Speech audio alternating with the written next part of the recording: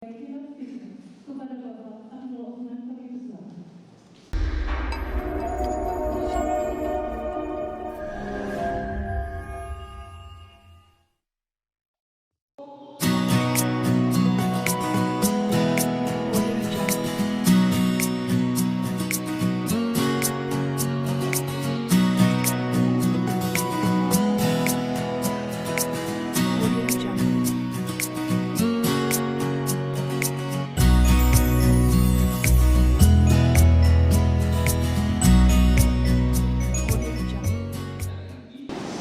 Bapak Ibu sekalian yang saya muliakan, melanjutkan bahwa sebagaimana kita maklumi Kanun nomor 11 tahun 2002 tentang pelaksanaan syariat Islam dikhususkan dalam bidang akidah, ibadah, dan syiar Islam.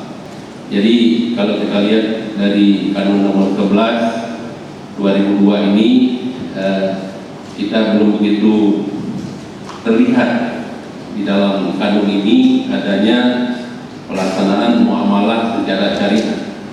Jadi memang ada tercantum di sini dalam QR itu ada, tetapi belum begitu tegas. Jadi sehingga kita masih perlu penyempurnaan.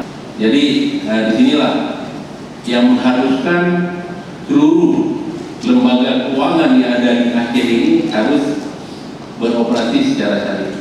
Jadi kalau ada sekarang ini masih dualisme, ada konvensional, ada syariah. Jadi nanti pada tahun 2020 tidak ada lagi yang demikian, dan seluruhnya sudah harus dilaksanakan secara syariah.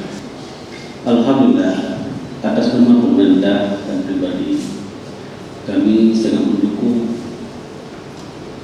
berlakunya kanun ini. Justru saya mengharapkan nantinya Maksudnya ini ada koneksinya dengan program saya BUMG. Saya memberikan modal usaha kepada masyarakat. Per desa itu terdapat 150 juta tanpa bunga. Jadi bimbinglah kami ini agar masyarakat saya bisa bebas bunga dan berbangkit ekonomi. Dan harapan terakhir itulah yang tadi koneksinya dengan BUMG saya di seluruh Aceh Barat. Bagaimana kita kelola ini